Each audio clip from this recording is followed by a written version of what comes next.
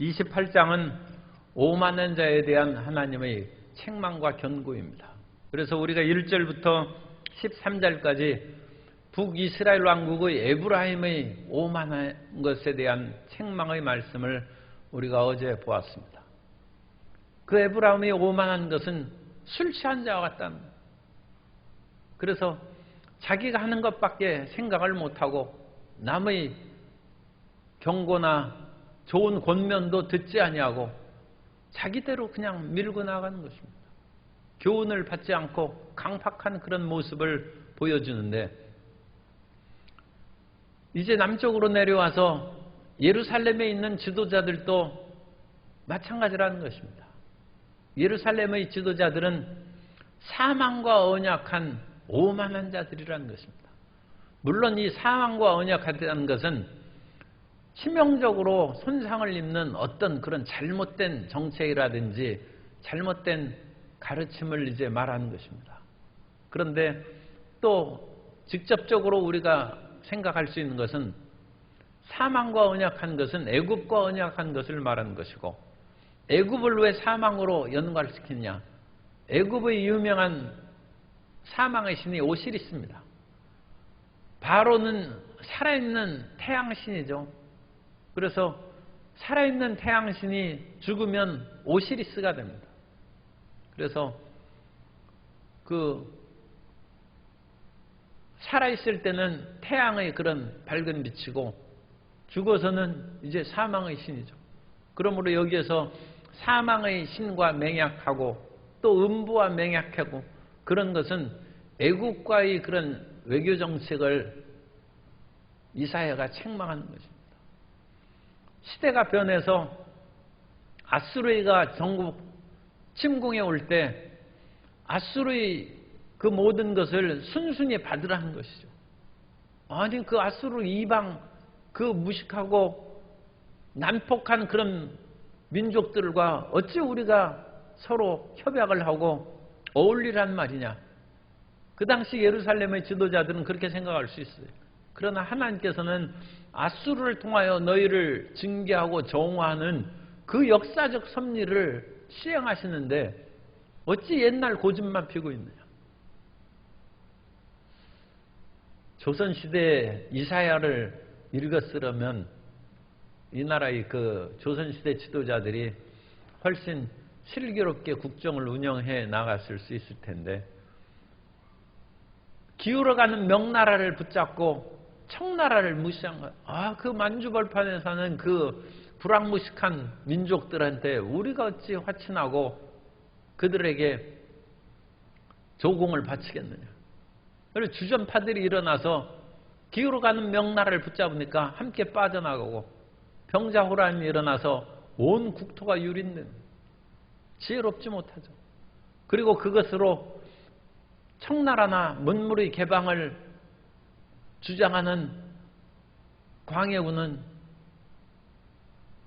쫓아내서 귀양을 보내고, 오직 이전의 대의명분과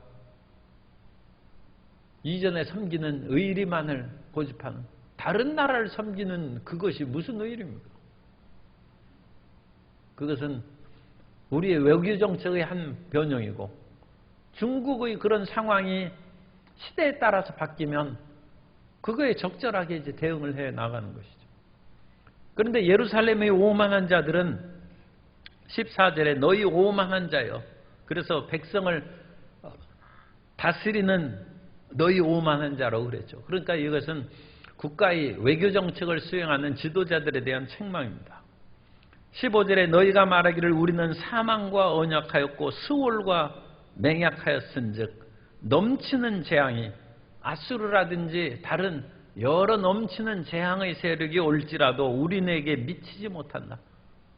그러나 너희가 애굽 곧 사망의 신 오시리스 그것을 주신으로 아마 그들이 조약서를 날인할 때에도 대부분 그 언약을 체결할 때 그들의 신들의 이름을 써서 맹약하는 그런 일들이 나옵니다.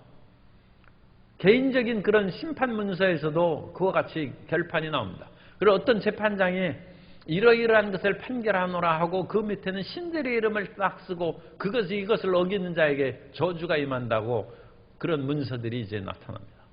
그러니까 고대 세계에는 이런 신들이 증인이죠. 그런데 이런 그 신들은 거짓이라는 것입니다. 그래서 우리는 거짓을 우리 피난처로 삼고 이사야가 이제 조롱하는 것이죠. 너희가 어찌 거짓을, 이 거짓 신이니까 허위 아래, 거짓이나 허위는 우상을 비하하는 그런 선지자들의 그런 독특한 표현입니다. 우상은 비록 그들에게 있어서 신들로 그와 같이 부르지만 그건 거짓된 것이고 헛것이라는 거예요. 원래 우상이라는 뜻이 헛것이라는 뜻이 있습니다. 그런 헛된 마음을 버리고 16절에 주야께서 이같이 이르시되 보라 내가 한 돌을 시온에 두어 기초로 삼았으니 곧 시험한 돌이요 귀하고 견고한 기초돌이라 그것을 믿는 이는 다급하게 되지 아니하리로다. 이 기초돌 시온에 세운 돌은 다윗의 왕가가 될 수 있고 여기에서는 다윗의 왕가도 흔들거리기 때문에 하나님의 성전이라고 그와 같이 볼 수 있습니다. 하나님을 의뢰하라는, 하나님을 의뢰해야지 다른 그 어떤 것을 의뢰하는 것이 너희에게 피난처가 되거나 위험에서 건질 수 있는 길이 아니라는 것입니다. 이 시온에 세운 기초돌을 신약 성경에서는 예수 그리스도로 그와 같이 해석을 했습니다. 베드로전서 2장 6절 이하에 보면 성경에 기록되었으되 이사야의 기록을 말하는 것입니다. 성경에 기록되었으되 보라 내가 택한 보배로운 모퉁이 돌을 시온에 두노니 그를 믿는 자는 부끄러움을 당하지 아니하리라 하였으니 그러므로 믿는 너희에게는 보배이나 믿지 아니한 자에게는 건축자의 버린 그 돌이 모퉁이의 머릿돌이 되고 또한 부딪히는 돌과 걸려 넘어지게 하는 바위가 되었다 하였느니라. 그들이 말씀을 순종하지 아니하므로 넘어지나니 이는 그들을 이렇게 정하신 것이라. 그래서 그 당시 예수 그리스도를 믿지 않는 사람들에게 예수님이 이 시온에 하나님께서 세운 견고한 기초들이고 그것이 반석으로 너희에게 다가와야지 그것을 걸려 넘어지는 거치는 돌이 되어서 되겠느냐.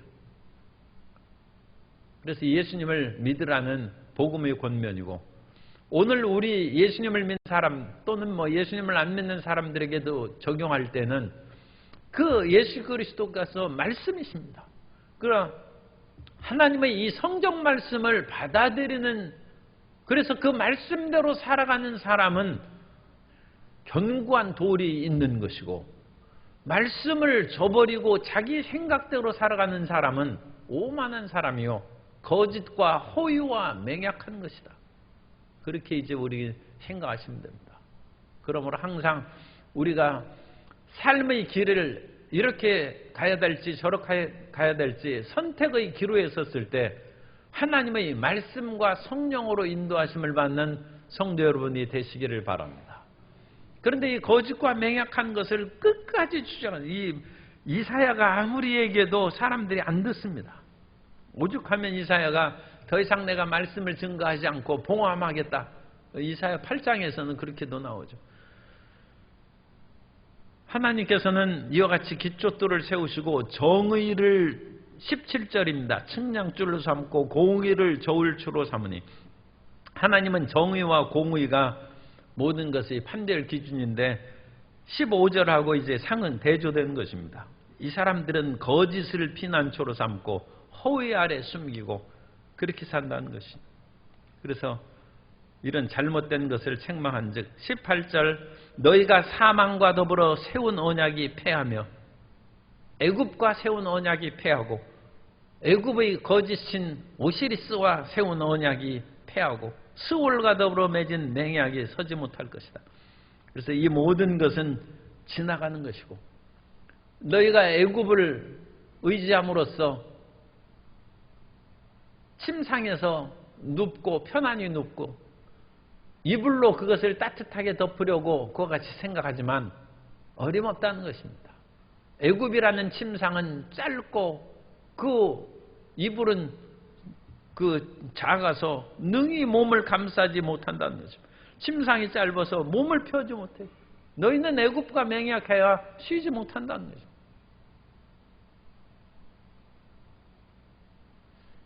사랑하는 사람이 이제 여인이 있을 때 그 사랑하는 여인이 자기 남편 될 사람 보고 당신의 옷깃으로 나를 덮어주셔서, 그러니까 결혼할 남자가 실력이 있고 능력이 있어서 그 옷깃으로 덮어야지, 이 덮어주는데 제대로 덮지 못해가지고 찬바람이 비바람이 몰아쳐서 부딪히면 그 옷이 너무 짧은 것이죠.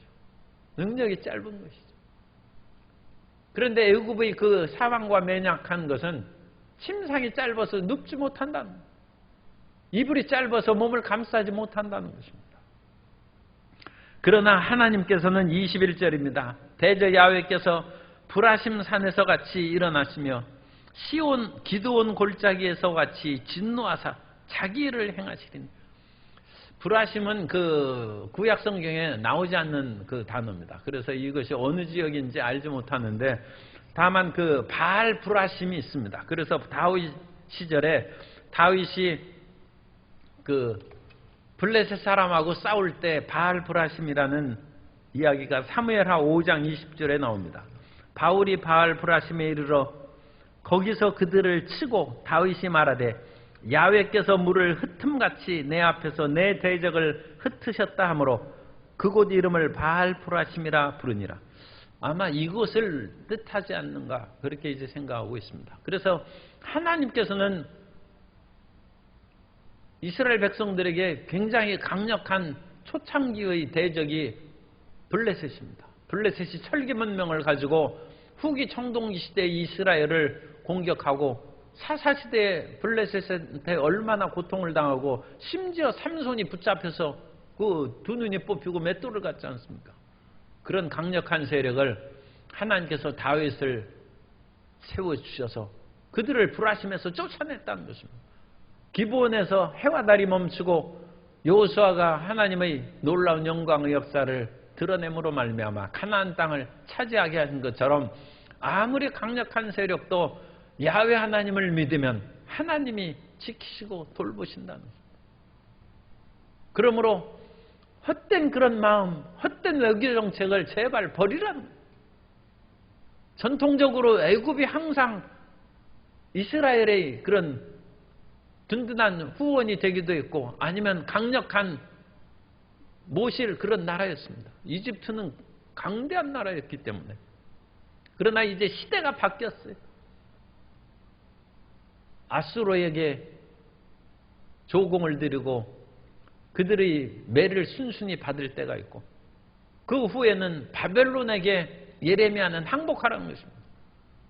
너희 유다의 죄가 많아가지고 하나님께서 바벨론을 통하여 너희를 정화시킨 즉 순순히 매를 맞으라는 것입니다. 그 말을 받아들이기가 어렵죠. 그러므로 예레미야를 가두고 그를 모욕했습니다. 그러나 예레미야의 그 전판 말씀이 하나님 말씀이라는 것을 역사를 통해서 증거하고 그 예레미야가 그 말을 하면서도 얼마나 마음이 아팠는지 눈물의 선지자라고 했어요. 그런데 사람들은 고집이 셉니다. 그래서 그 말을 안 듣는 것입니다. 옛날 그 소피스트들은 그리스의 궤변론자들이죠. 궤변 철학자들은 돈을 어제 빌렸는데 오늘 딱 만나가지고 돈 갚으라고 하면 어제와 오늘의 나는 다른 사람이야. 이미 세수해서 얼굴이 옛날에 어제 본 그 얼굴이 이미 씻겨져 나갔고 나는 다른 사람이야. 나는 생각도 바뀌었어. 그러므로 어제 그 사람한테 가서 돈 받지 오늘 나한테 돈 묻지 말라는.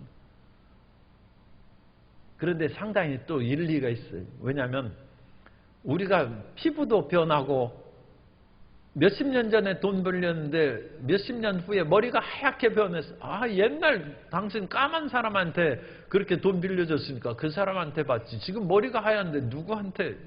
나는 다른 사람이라. 사실 우리 속에 있는 흐르는 피, 가장 중요한 생명의 피도 그것이 한 달인가요? 순환되면 그 폐기돼서 없어지고 새 피가 솟아나. 피가 다른 사람인데 어찌 나를 똑같은 사람이라고 하느냐. 이 궤변이죠. 왜냐하면 우리 안에는 우리 정체성, 우리의 아이덴티티를 동일하게 하는 그 무엇이가 있는 것이죠. 그러니까 우리의 육체가 바뀌고 변할지라도 우리는 무엇인가 일관성이 있죠.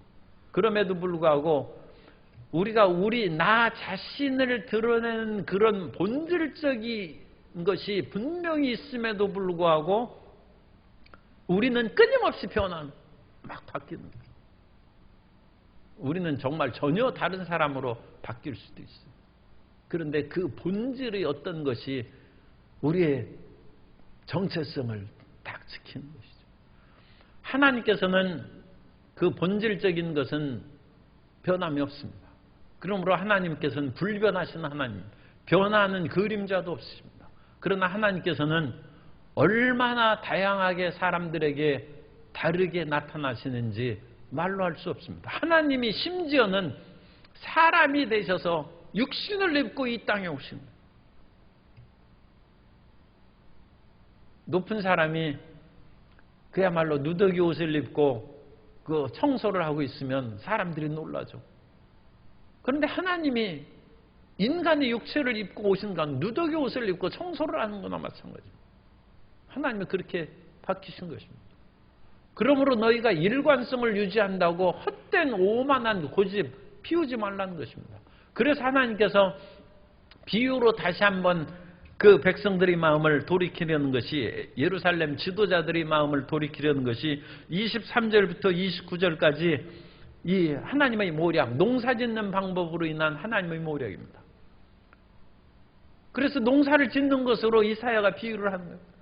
사람이 농부가 농사를 지으면 매일 땅만 파겠느냐? 땅을 파고 그것을 고르고 열심히 한 후에 거기에 무엇을 심는 것이죠. 농사 짓는다고 매일 땅만 파고 땅만 고르고 있어서 되겠느냐? 어느 때는 땅을 파고 뒤집어 버리고 땅의 흙덩어리를 깨뜨려서 고르기도 하다가 그것이 끝나면 거기에다 곡식알갱이를 심지 않느냐? 또 곡식의 밀이나 보리를 심을 뿐만 아니라 거기에다가 대회향, 소회향과 같은 향신료도 거기에서 섞어서 심었답니다. 그러니까 밀도 심고 보리도 심을 뿐만 아니라 소회향, 대회향 같은 그런 향신료도 심고 그 모든 것을 다 적절하게 그 땅을 이용한다는 것입니다. 그 농사를 지은 후에 그러면 심기만 하겠느냐? 어찌 심기만 하겠습니까? 그걸 거름을 주고 잘 자라게 한 후에는 그걸 수확해서 타작하지 않겠느냐? 지금까지 정성어에 그야말로 그 자라난 그 볼이나 그런 것이 꺾여지지 않도록 바람에 휩쓸리지 않도록 잘 돌보는 그 농부가 이삭이 익으면 그것을 과감 없이 그냥 잘라버리는 거예요. 어이, 그런 일도 있어요. 이제 더 이상 클 필요 없다.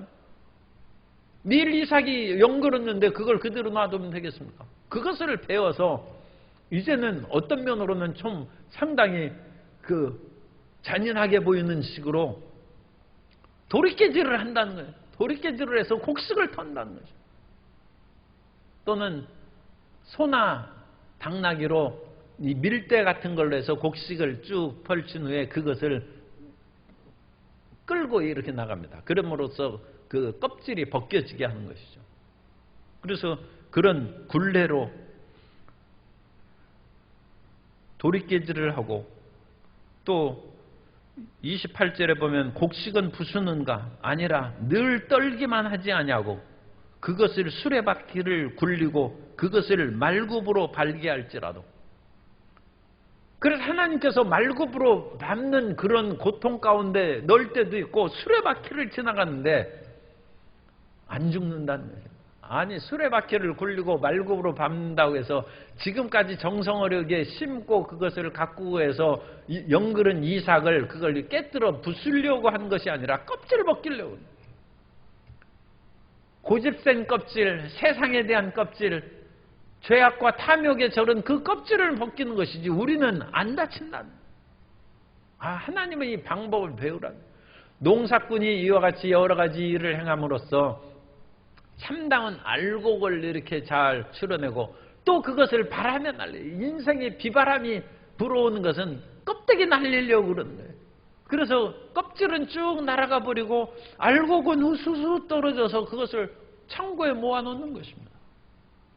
농사일을 하는 그것을 통해서 하나님께서 예루살렘을 다스리고 우리 인생들을 다루는 방법을 배우라는 것입니다.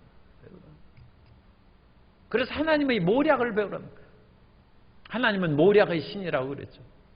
그래서 하나님께서는 다양한 방법으로 우리를 이리저리 우리 인생을 갈아버리는 거예요. 그리고 흙덩이를 깨뜨려버리고 여러 가지 삶의 일에 심고 일을 하게 하고 그것을 거둘 때에도 또 도리깨질을 하기도 하고 수레바퀴를 굴리기도 하고 말발굽으로 밟기도 하는데 하나님의 본래 목적은 우리를 구원하시는 것입니다. 하나님의 본 마음은 어떤 변형이 나타난다 할지라도 하나님의 본 마음은 우리를 사랑하시는 것입니다. 그것은 변함없다는 것입니다. 그 하나님을 이해하고 우리가 그런 마음으로 대처하라는 것입니다.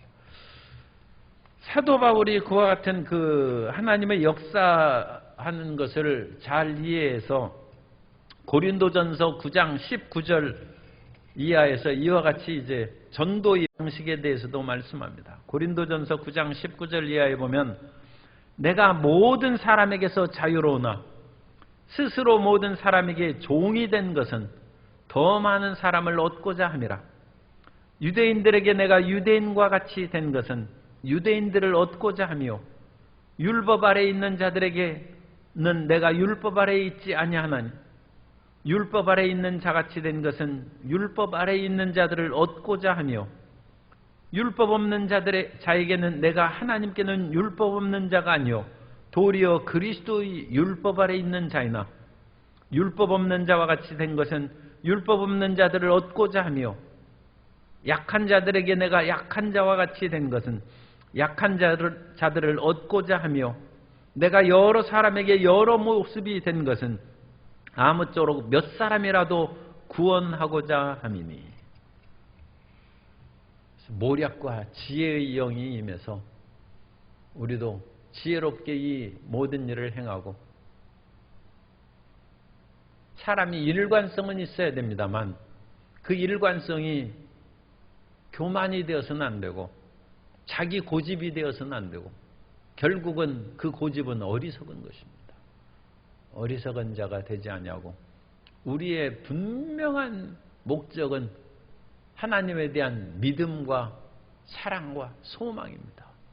그것은 변함이 없을지라도 우리가 이 땅에서 하는 그 다양한 것들은 끊임없이 바꿔감으로써 하나님께 적용하고 사람들에게 유익함을 끼치는 하나님의 백성이 되어야 될 줄로 믿습니다.